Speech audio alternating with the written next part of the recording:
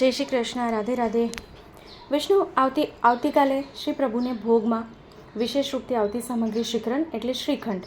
તો આપણે ઇન્સ્ટન્ટ કેવી રીતે શ્રીખંડ સિદ્ધ કરી શકાય છે? જો સપોઝ આપણે રાતના દહીં બાંધેલું ન હોય તો બી આપણે સવારે કેવી રીતે ભોગ ધરવા પહેલાં આપણે શિખરણ સિદ્ધ કરી શકાય છે.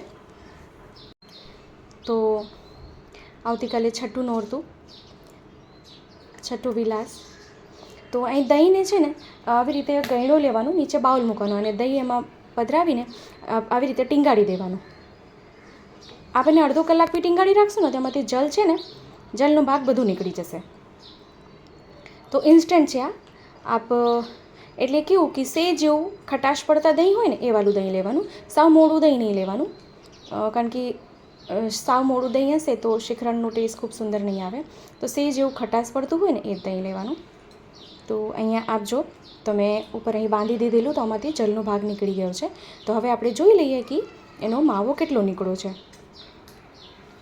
અને સાવ એને કોરું નહીં કરી નાખવાનું દહીંને, થોડુંક એમાં મોઇશ્ચર રહે, થોડુંક ભીનું રહે એવી રીતે એને રાખવાનું છે. કારણ કે સાવ એને કોરું કરી નાખશું ને તો એ છે ને એકદમ ડ્રાય થઈ જશે, એકદમ સૂકું થઈ જશે.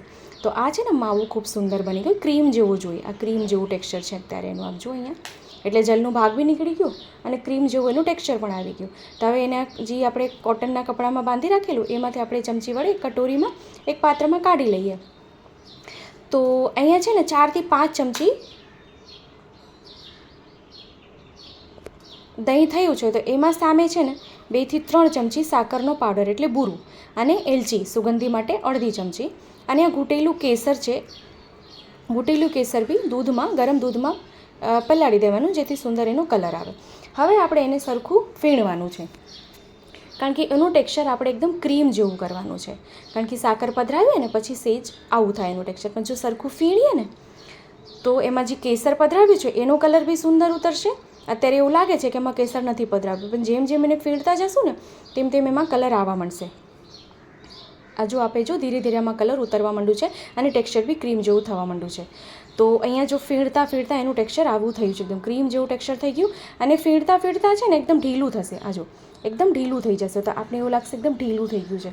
પણ એને સિદ્ધ કરીને પછી એને ફ્રીજમાં આપ કલાક મૂકી દેશો ને તો સુંદર એકદમ શિખરણ છે ને સિદ્ધ થઈ જશે, સેટ થઈ જશે. તો એનું ટેક્સચર જો ખૂબ સુંદર આવી ગયું છે. તો ઇન્સ્ટન્ટ અને તરત જ સિદ્ધ થઈ જાય શિખરણની સામગ્રી. શ્રી પ્રભુને છઠ્ઠા વિલાસની ભોગ ધરવામાં આવતી સામગ્રી સિદ્ધ થઈ ગઈ છે. આપણે જે પાત્રમાં એને ધર્યું હોય એ પાત્રમાં સાજીને ઉપરથી સૂકા મેવાની સજાવટ કરી દેવાની. તો અહીંયા મેં બદામની કાતરીથી સજાવટ કરી છે. તો ખૂબ સરળ અને સુંદર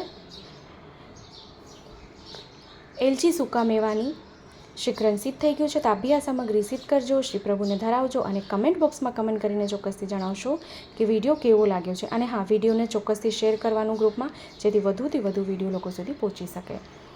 તો આપને કાંઈ પૂછવું છે તો આપ મને ફરીથી કમેન્ટ કરીને પૂછી શકો છો. ફરીથી મળશું આવી રીતે જ નવા વિડીયો સાથે. ત્યાં સુધી જય શ્રી કૃષ્ણ.